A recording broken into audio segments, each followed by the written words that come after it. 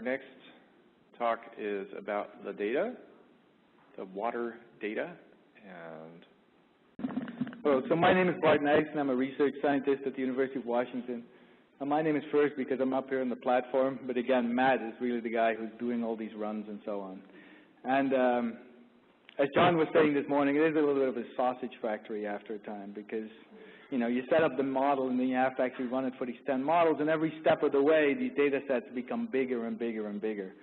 So, you know, when you're initially dealing with the downscale, with the raw GCM output, if you're just dealing with the surface fields, you have grid cells that are 200 kilometers across and so on, and, you know, it's a fairly manageable data set. Then by the time you get, we get the results from John, then you basically have 15 terabytes to deal with because he has now downscaled this to, you know, 1/16th degree grid cells, which are about 6 kilometers on the side. And now we run this through a hydrological model, which then produces many more different kind of outputs and so on.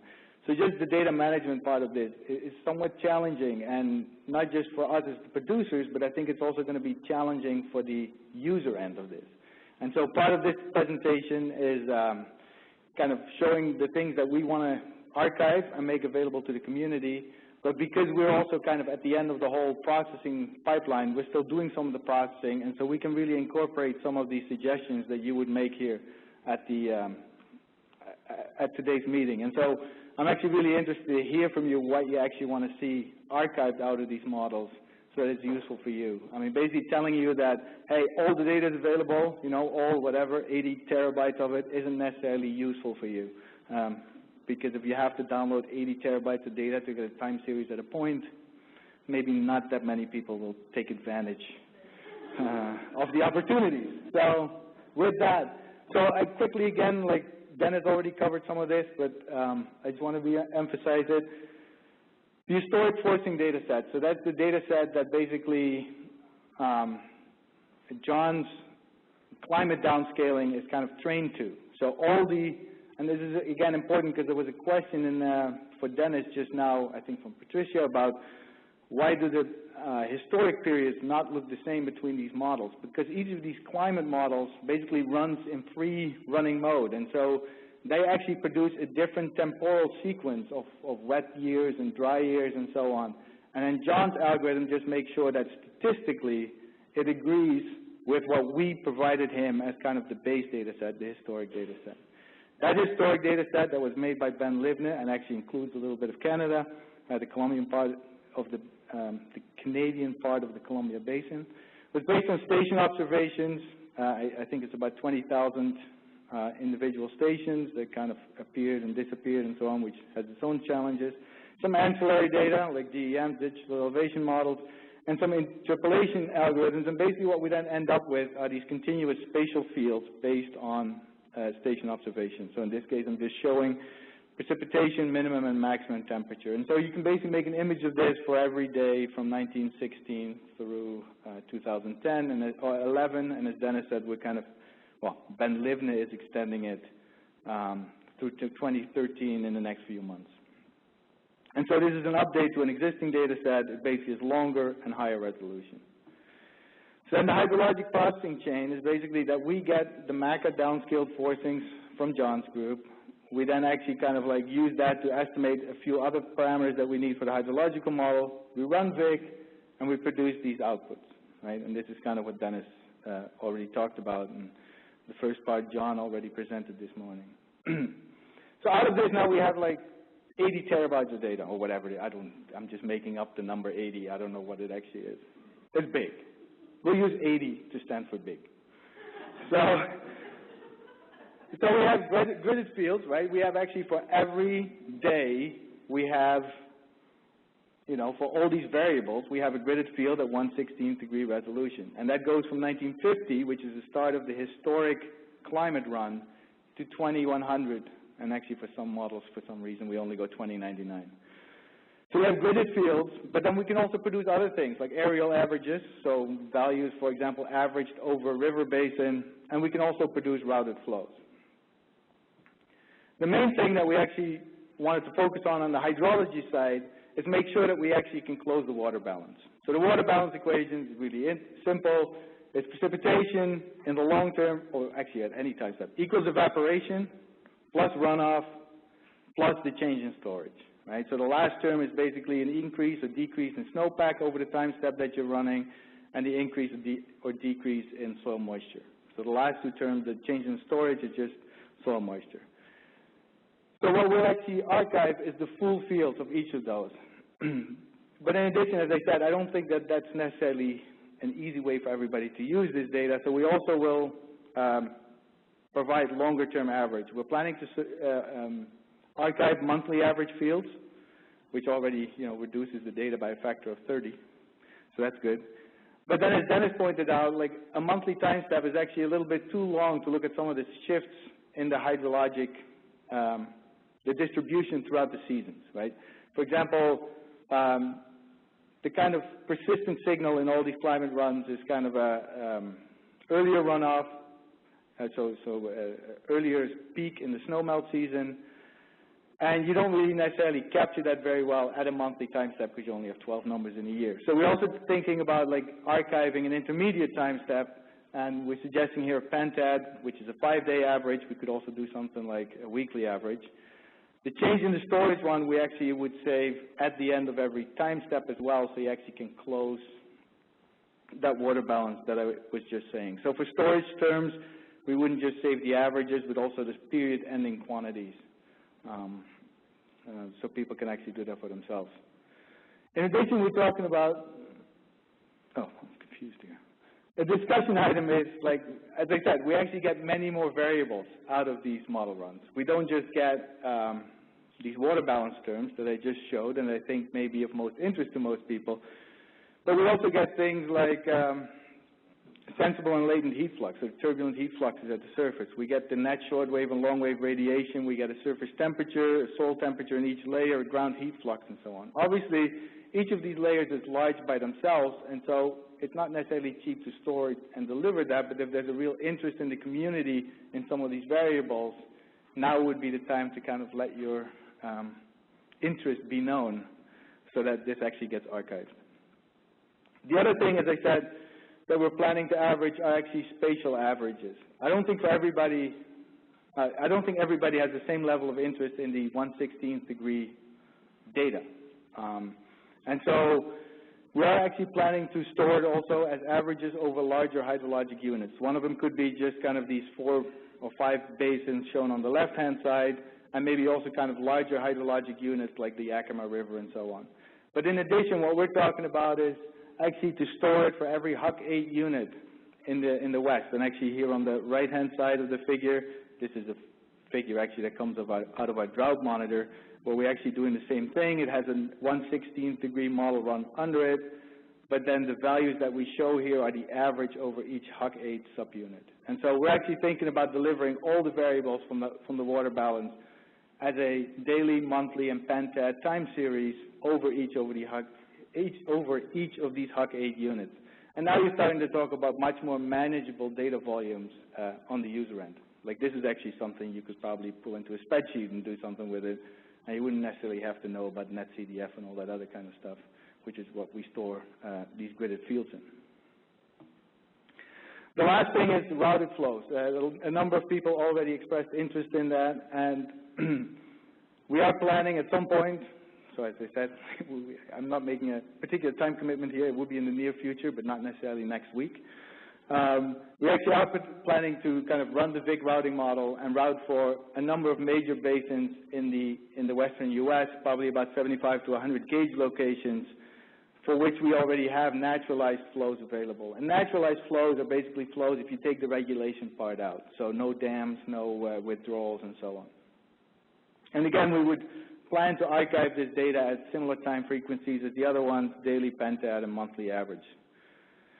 A discussion item again might be, well, should we then also aggregate these other variables over the same upstream area? Should we also then make precipitation averaged over the Yakima Basin available, rather than just the Huck 8 unit or as a gridded field, right? So that you actually can get a stream flow, a routed stream flow, a precipitation time series, an evapotranspiration time series, all averaged over the same upstream area. So that's some input on that would be great. Do's and don'ts. This is a little bit like what John was presenting this morning, and when I saw his, I was glad that I had about the same ones. So So do's and don'ts. Let me start with the don'ts, basically. As much as possible, don't use results from a single model. I know that kind of it's intimidating to have like results from 10 or even 20 models. It's already hard to kind of interpret what happens in a single model. But there's actually quite a bit of variability between these models, and especially when you start looking at particular individual decades and so on. So the second one is actually don't focus on any single year or even a single decade. Actually, Phil mentioned that this morning as well. Like really, no, you did mention that too. I noted. Oh, was it David? Was it John? Somebody mentioned it. So don't even look at a single decade. These models actually do show interdecadal variability. And if you actually look at these individual traces, if you look, for example, in that plot that Dennis showed earlier, you can see that they kind of show very different, like wet periods and dry periods on the order of like, 5 or 10 years and so on. But over these 30-year kind of periods, you can make, you can actually do something and say something about what's changing. Don't use the RCP X.X or any of them results without comparing them to the historic simulations for the same model, right? Don't just say like, well, this time in the future, this is the absolute value I see in precipitation, because all these models have their own biases and their own strengths and weaknesses. And basically one of the reasons to actually have this control simulation, this historic simulation over a period that we already know, is to actually calculate differences over time. And so those differences over time between, for example, 2040 to 2069 versus 1971 to 2000, those are kind of the things that I think are meaningful and fairly robust when you look at these model results. Another one that's kind of specific to hydrology is don't use the routed stream flow as input for a reservoir model, as the way that we will be presenting it here. And this is actually a difference, and the person who asked the question is gone right now. This is actually a difference between the 2860 simulations and the one that we're doing here. In 2860, which is the previous, which is the CMIP3 based modeling effort for the Columbia River Basin, in which Alan Hamlet at the Climate Impacts Group, he actually bias corrected all the flows from the climate simulations to make sure that, all the means and so on were correct. In this case, we're not doing that, at least not in this version of the project. And so you can't actually take these outputs and directly put them into a reservoir model. So then, what should you do? Well, basically the opposite of all the don'ts, I guess. So evaluate the changes in a multi-decadal, over multi-decadal periods, and look at the differences between the future and the historic ones for the same model. Evaluate long-term changes rather than focus on individual years and periods, and use multiple models. And I actually did want to mention the 2860 project, which was the one based on the CMIP3. The website for that project is still up. It has climate change projections for the Columbia River Basin based on CMIP3 simulations. As Dennis has shown, many of the, at least for the Pacific Northwest, many of the conclusions that we see here are actually fairly similar to what was in that project. And that project actually has routed, bias-corrected flows for many more locations than we will have under this project. Actually, we won't have bias-corrected flows. As Dennis also mentioned, there's a follow-up project that we have with BPA, where we're actually updating this data set and doing a whole bunch more methodological kind of look like what's the uncertainty introduced by using different downscaling methods and different hydrological models and so on. But that project just started and has a 3-year timeline, so we won't really start producing output for that until the next year or so. So this is still a resource that's out there, and I think people should still take advantage of it. And with that, I'm done on my part.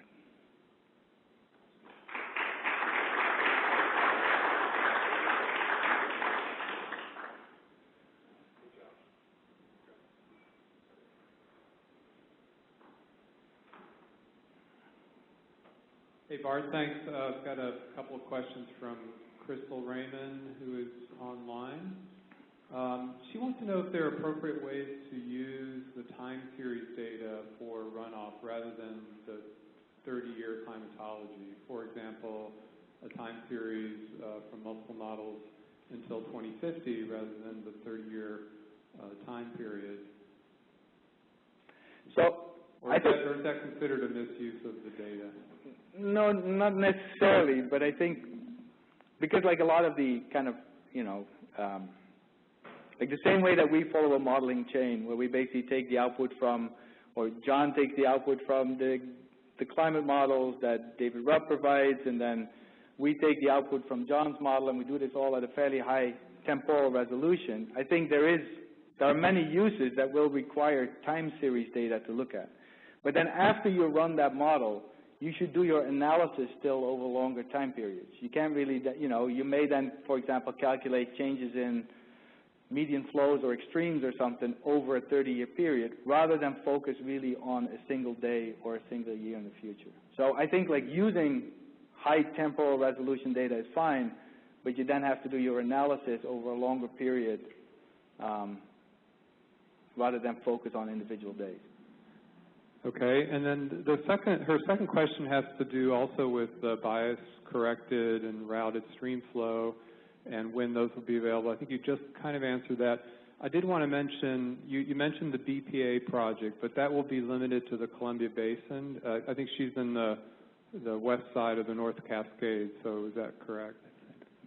Actually, the BPA project includes the coastal drainages. Oh, it does include coastal. Yeah, so it does include that, but it is correct that that's basically that red area, like the Columbia River and the coastal drain. It's basically the same as the 2860 project was at the time. Okay. Again, like under this project, at this point, there's no plan to do bias-corrected stream flows, although maybe, if there's a very strong sense that needs to be done, maybe we can find a way to actually make that happen.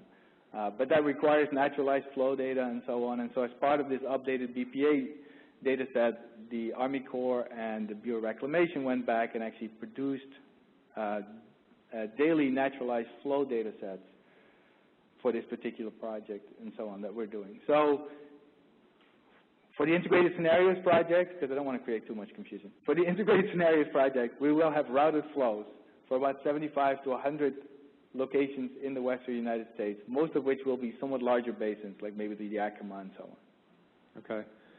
And then from Paul Pickett, can you generate flow statistics such as 100-year flood or 7Q10 low flows, et cetera?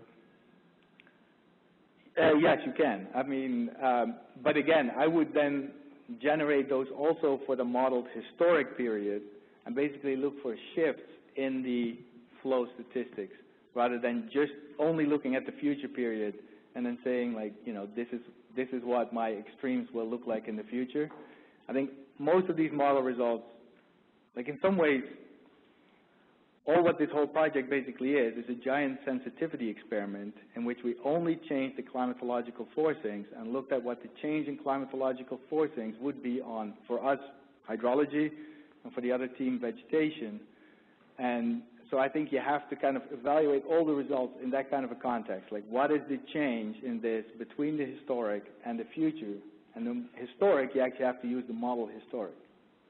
So, yes. Pat Ferris with CH Twin Hill. The National Weather Service Hydrology has spent about 20 years calibrating their models for river forecasting. Have you ever thought about working with them to take the input that you've created here and put them into their models, because they've got all the routings and et cetera? Knowing that no model's perfect, it would be interesting just to see how that would respond for, let's say, a pilot area. Right. So I would say yes and no. So in the sense that yes, that like as part of this project even, the plan is to kind of repeat this whole exercise and produce another 80 terabytes, meaning big, right? I don't know how much it is. Using another hydrological model, which is called ULM, which is also developed by Ben Livner, the guy who did the historic data set.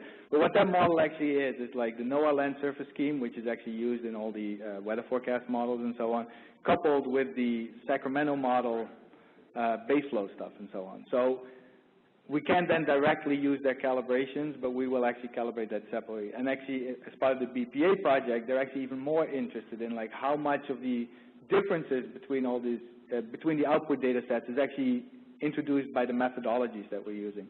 So they actually want us to look at 3 models, so we're also going to include PRMS in that case, which is the model developed by the USGS, and we're also going to look at multiple downscaling methods. And so you can quickly see, like, this is kind of a combinatorial exercise. So you start with 3 different models, 4 different downscaling methods. Now you have 12 times 80 terabytes. of output. So we're kind of slowly drowning in data. but you know. Where's BPA getting all this money? You know, that's a good question. Actually, they have their own technology and innovation part, and so the ratepayer, I guess. Yeah, I mean that's what I assume, that's where it ultimately comes from. Yes. Yeah, this is Steve Klein from EPA, and I think in the conversation about water, that the water resource managers versus the water quality managers, that there's, you know, BPA or their proxies, the Corps and Bureau of Rec, who are water resource managers and water providers and flood managers, that the needs of the water quality community and small-scale watersheds where there are many and many TMDL projects that could benefit from, you know, scale, resolution, calibration, you know, really a think of how this information is used to impose change on watershed level models or two-dimensional models that are routinely used in operational water quality TMDL development. And so before we kind of take the step of archiving, you know, I would just like to start a conversation that, you know, articulating the needs and how this data is used in water quality modeling is not a straightforward question, and I would just want to open up that dialogue so that as we're, you know, kind of asking for, you know, how this data should be archived and parsed, that we kind of use this meeting as a starting point of, you know, a rather complex conversation. No, and I couldn't agree more. I mean, this is exactly why I said, like, you know, now is really the time to kind of let some of these wishes to be heard and so on. I think, like, we have some sense of what will reduce the data volumes and kind of make data more readily available to the community. But a lot of these communities actually have fairly specific requirements for what they're looking at that we may not necessarily be aware of and so on. Right, and I'm prepared to kind of, you know, facilitate bringing that to That'd be great. Yeah, that's great. Thank you. Great. So I think we're at time for the break, so thank you very much, Bart. Thanks. So